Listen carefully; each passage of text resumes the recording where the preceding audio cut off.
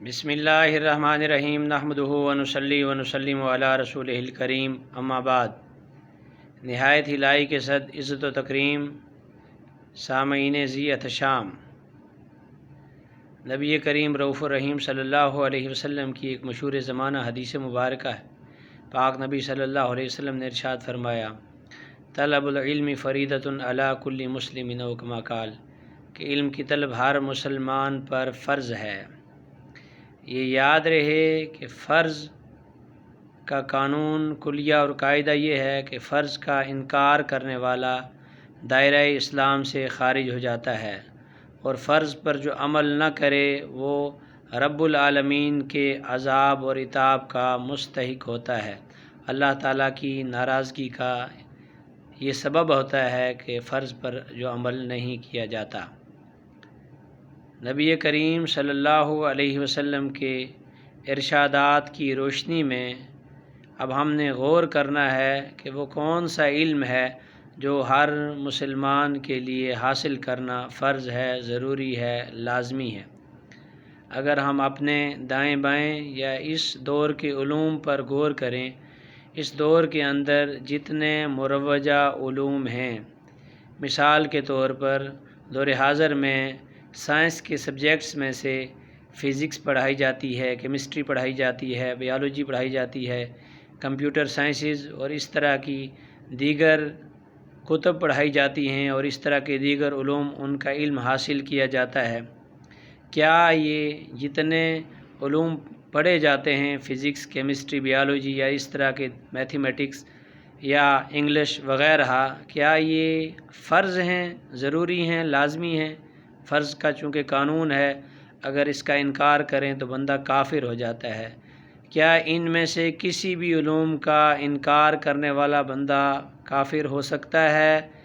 یقیناً کافر نہیں ہو سکتا، قطعاً کافر نہیں ہو سکتا۔ اور اسی طرح جو ان علوم کو حاصل نہ کرے، کیا وہ گناہگار ہو جاتا ہے؟ کیا یہ اللہ تعالیٰ کی ناراضگی کا سبب ہوتا ہے؟ ایسی بات بھی نہیں ہے۔ اگر وہ ان علوم کو حاصل نہیں کر سکتا یا حاصل نہیں کرتا تو وہ گناہگار بھی نہیں ہوتا، اور نہ ہی اللہ کے عذاب کا مستحق ہوتا ہے۔ تو پھر جب نہ ان علوم پر عمل نہ کرنے والا گناہگار بھی نہیں ہوتا، ان علوم کا انکار کرنے والا کافر بھی نہیں ہوتا، تو پھر وہ کون سا علم ہے جس کو حاصل کرنا اتنا ضروری ہے، لازمی ہے؟ اگر اس علم کا انکار کر دیا جائے تو بندہ دائرہ اسلام سے خارج ہو جاتا ہے، اگر وہ حاصل نہ کیا جائے تو گناہگار ہوتا ہے، اللہ کے عذاب کو دعوت دینے والا ہوتا ہے۔ تو جب قرآن و حدیث کا مطالعہ کیا جائے، شریعت مطہرہ کا مطالعہ کیا جائے، اس کے بعد رزلٹ نکالا جائے تو رزلٹ یہ نکلتا ہے کہ یہ صرف اور صرف وہ علم ہے جسے نبی کریم صلی اللہ علیہ وآلہ وسلم کی شریعت مطہرہ کا علم کہا جاتا ہے، اور اس میں سے اتنا علم حاصل کرنا جس کے مطابق کسی بھی شخص نے اپنی زندگی گزارنی ہے، اس کے لیے ضروری ہے، لازمی ہے۔ مثلاً جب وہ نماز پڑھنے کے قابل ہوا، اس پر نماز فرض ہو گئی، تو نماز کے متعلق علوم کہ نماز کس طریقے کے ساتھ ادا کرنی ہے، یا نماز کے کون سے ضروری اور لازمی مسائل ہیں، ان کا علم حاصل کرنا اس کے لیے فرض ہوتا ہے، لازمی ہوتا ہے، ضروری ہوتا ہے۔ اسی طرح جب روزہ رکھنے کے قابل ہوا تو روزے کے مسائل، جب زکوٰۃ دینے کے قابل ہوا تو زکوٰۃ کے متعلق کا ضروری معلومات، اور جب اس پر حج فرض ہو گیا تو حج کے متعلق ضروری علوم، اور اسی طرح اگر وہ تاجر ہے تو اپنی تجارت سے متعلق حلال اور حرام کے احکام، گویا کہ دنیا کے جس بھی شعبہ کے ساتھ وہ تعلق رکھتا ہے،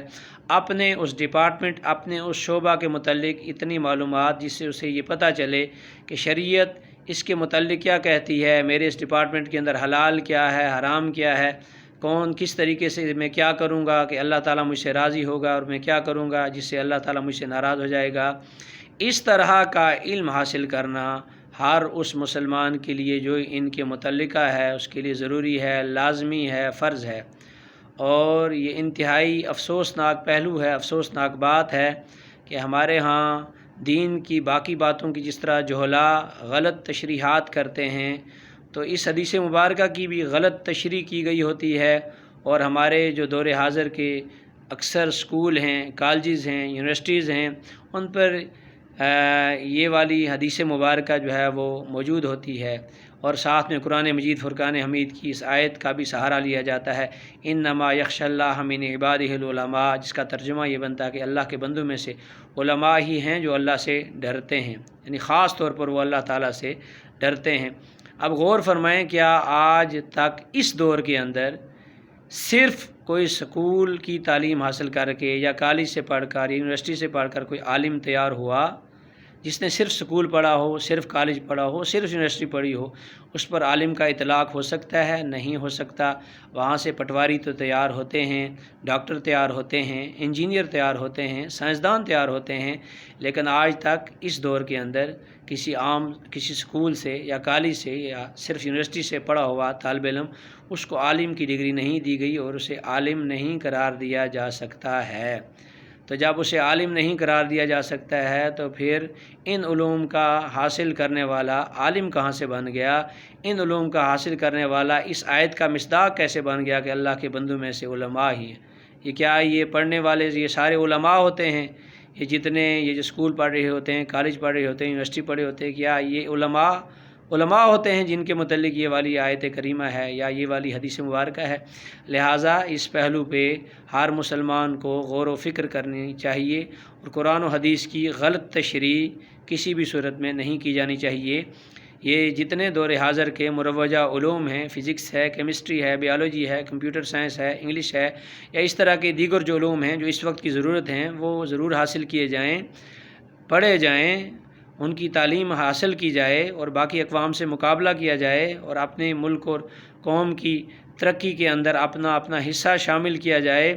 لیکن ان کو کس نظریے اور عقیدے کے ساتھ حاصل کرنا ہے؟ اس نظریے اور عقیدے کے ساتھ اگر ہم نیک نیتی اور نیک ارادے کے ساتھ یہ والے علوم حاصل کریں گے تو ان علوم کو حاصل کرنے سے ثواب ضرور ملے گا، نیک نیتی اگر ہو، رزق حلال کمانے کی یا کوئی بھی اچھی نیت ہو۔ لیکن ان علوم کا درجہ فرض علوم کا نہیں ہے، اس لیے ان علوم کو فرض علوم کا درجہ نہ دیا جائے، نہ ایسے علوم حاصل کرنے والے صرف جو ایسے علوم حاصل کرتے ہیں ان پر اس حدیث مبارکہ کو چسپاں کیا جائے، یا قرآن مجید فرقان حمید کی ایسی آیات جو علم دین حاصل کرنے والوں کی شان میں ہیں، احادیث مبارکہ جو علم دین حاصل کرنے والوں کی شان میں ہیں، ان کے لیے اور یہ آیات اور یہ احادیث ان کے غیر کے لیے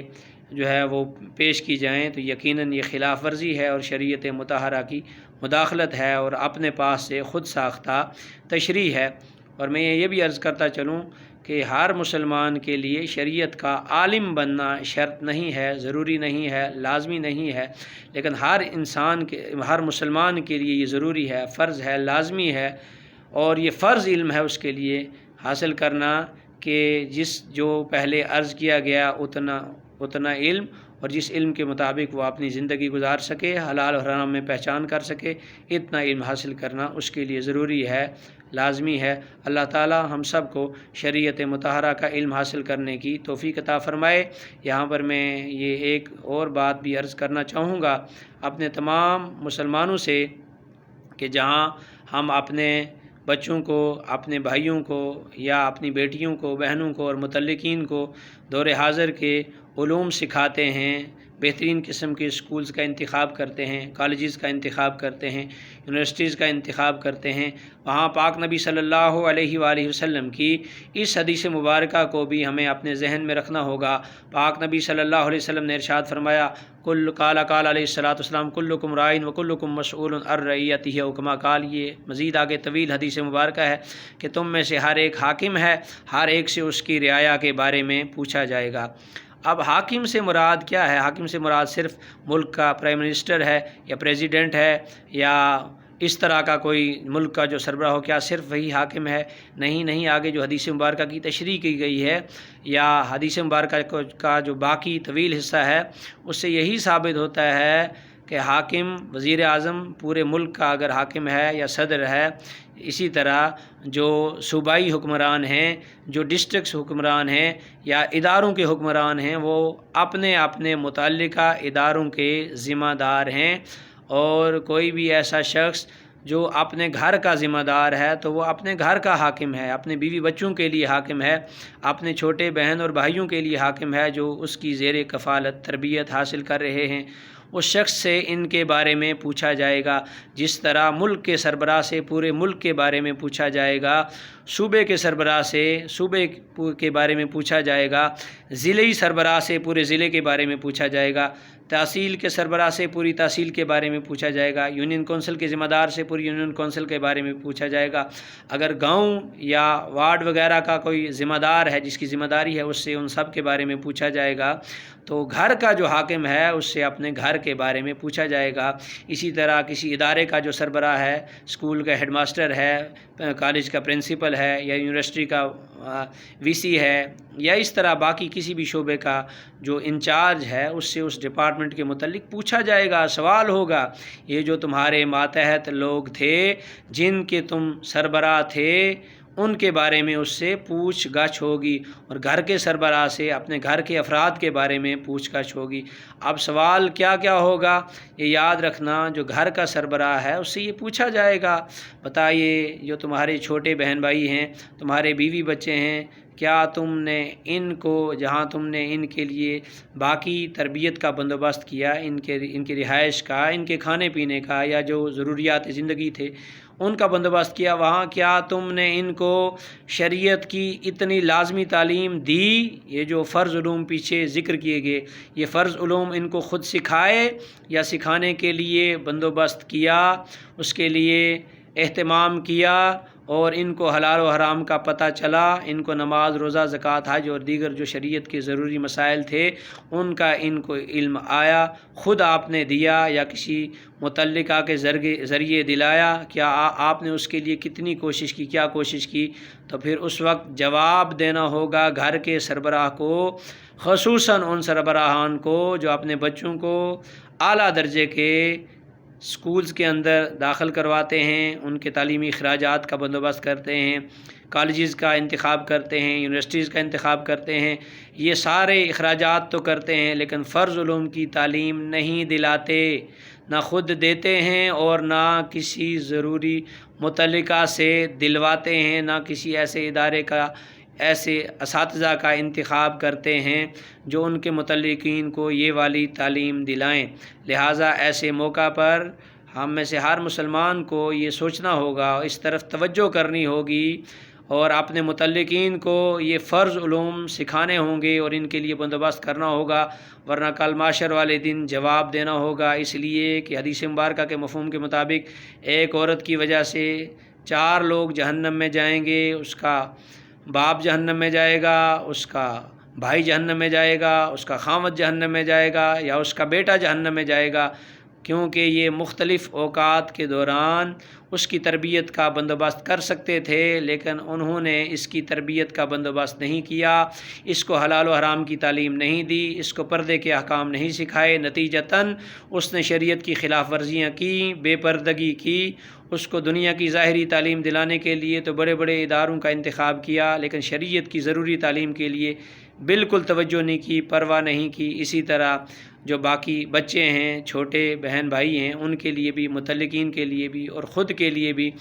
یہ ہم میں سے ہر کسی کو غور نہ کرنا چاہیے اور اپنے متعلقین کو شریعت کی ضروری اور لازمی تعلیم دور حاضر کے مروجہ علوم کے ساتھ ساتھ ضرور دی جانی چاہیے۔ اللہ تعالی ہم سب کو اپنے متعلقین کو شریعت مطہرہ کی ضروری اور لازمی تعلیم دینے کی توفیق عطا فرمائے۔ وما علینا الا البلاغ المبین۔